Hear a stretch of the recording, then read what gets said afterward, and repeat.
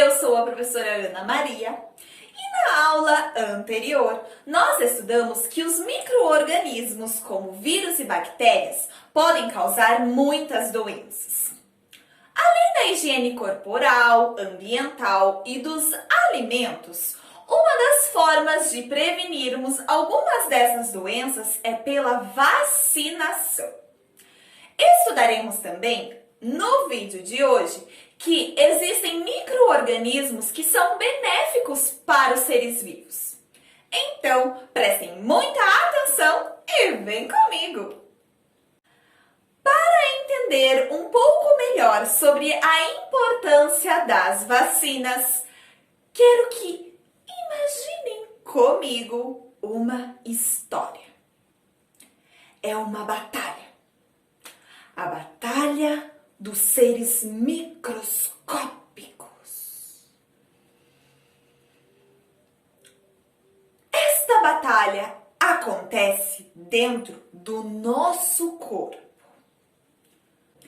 De um lado está o nosso sistema de defesa, chamado sistema imunológico, que é formado por diversos tipos de células e órgãos.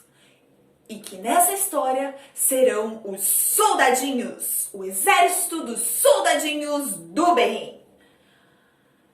Eles estão sempre alertas para lutarem contra todo e qualquer vírus, bactérias ou seres que queiram nos deixar doentes.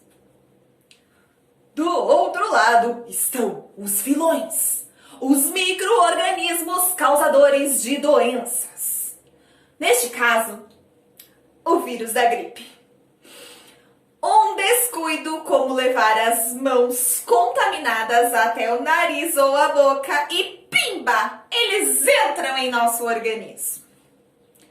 Esses vilões, eles têm a capacidade de se multiplicar rapidamente, dando muito trabalho para os nossos soldadinhos do bem.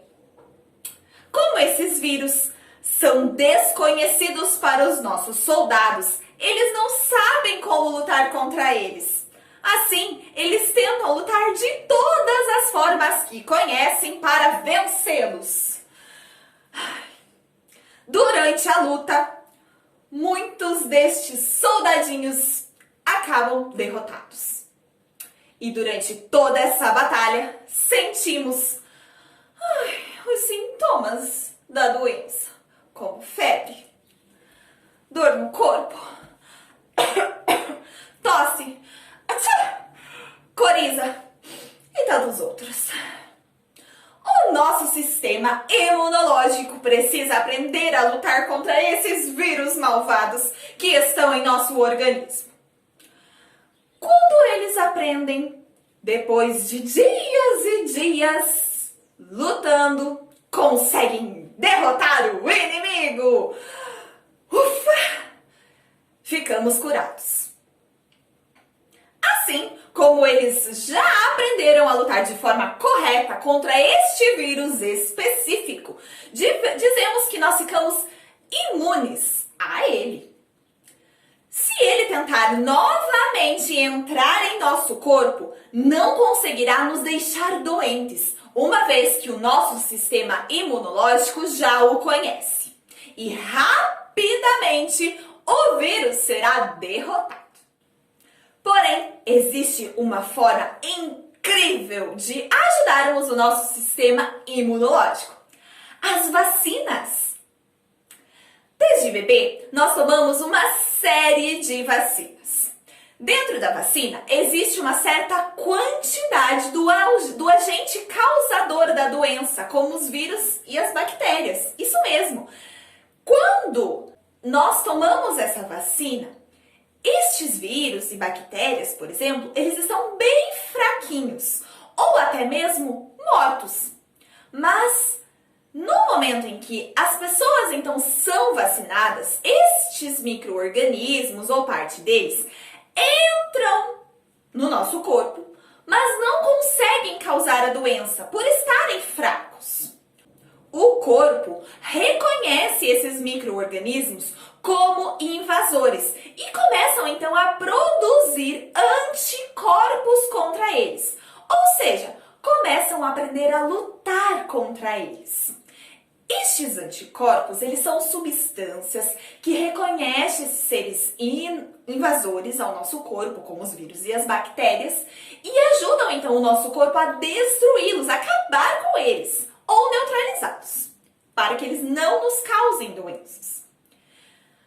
Assim, quando o vírus ou bactéria aparecer novamente, o nosso corpo já saberá como combatê-lo, pois ele já conhecerá este agente invasor. Isto é estar imunizado contra a doença. Mas é muito importante lembrar que para cada uma das doenças existe um micro-organismo causador específico. Por isso que nós precisamos tomar uma vacina para cada doença mais grave que possa existir, ajudando assim o nosso sistema imunológico a se defender. Por isso, a vacinação é tão importante na prevenção de muitas doenças. Na infância, surgem algumas doenças próprias dessa fase, como o sarampo, a cachumba, a varicela. Entretanto, para muitas dessas doenças, existem vacinas. Além disso, é direito de toda criança ser vacinada. Por isso, os governantes têm o dever de promoverem campanhas que incentivem os pais a levarem os seus filhos para serem vacinados e, assim, prevenirem-se de muitas doenças. Vivemos rodeados por micro-organismos e nem todos eles causam doenças, pessoal. São milhões deles que vivem fora ou dentro de nosso corpo. A maioria deles é inofensiva à nossa saúde. Muitas espécies de bactérias, por exemplo, vivem em nosso intestino, isso mesmo, e contribuem para a nossa saúde, pois auxiliam na produção de algumas vitaminas. Há também bactérias que modificam o leite, possibilitando a produção de queijos e iogurtes. Existem fungos microscópicos que são usados como fermento para a fabricação de pães, bolos, biscoitos. Ao se alimentarem de certas substâncias presentes nestes alimentos, os fungos eles liberam gás carbônico. E é este gás que faz a nossa massa crescer e ficar bem fofinha. Alguns fungos produzem substâncias capazes de matar bactérias. Isso mesmo. Essas substâncias são usadas na produção de antibióticos, que são medicamentos usados no combate de doenças causadas por bactérias. Você já deve ter tido alguma infecção de garganta, não é mesmo? Para curar infecções causadas por bactérias, como no caso de infecções de garganta, por exemplo, muitas vezes os médicos receitam um antibiótico. O primeiro antibiótico foi descoberto no início do século XX por Alexander Fleming.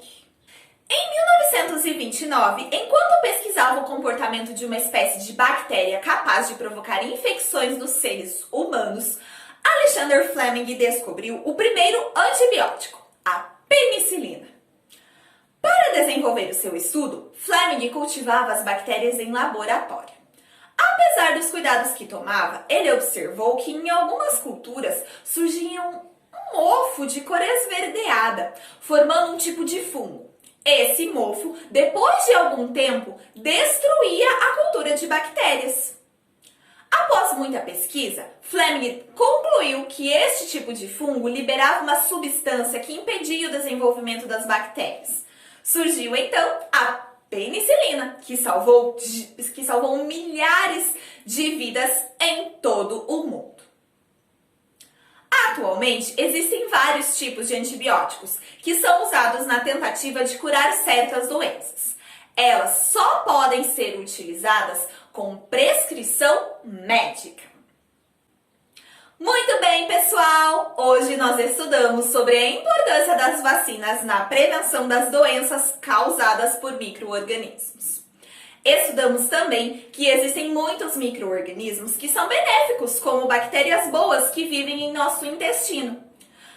Ou aquelas bactérias que modificam o leite, possibilitando a produção de queijos e iogurtes. E também os micro-organismos, que são os fungos, que são responsáveis pela fermentação dos alimentos. Vimos também que alguns fungos produzem substâncias capazes de matar bactérias prejudiciais aos seres vivos. Agora vamos realizar algumas atividades para exercitarmos o que aprendemos. Elas estão nas páginas 29 e 30 do livro didático volume 4 e também estão na descrição deste vídeo. Caprichem, pessoal! E no próximo vídeo corrigiremos tudo. Foi um prazer estar aqui com vocês. Nos vemos logo mais. Um grande beijo. Tchau, tchau!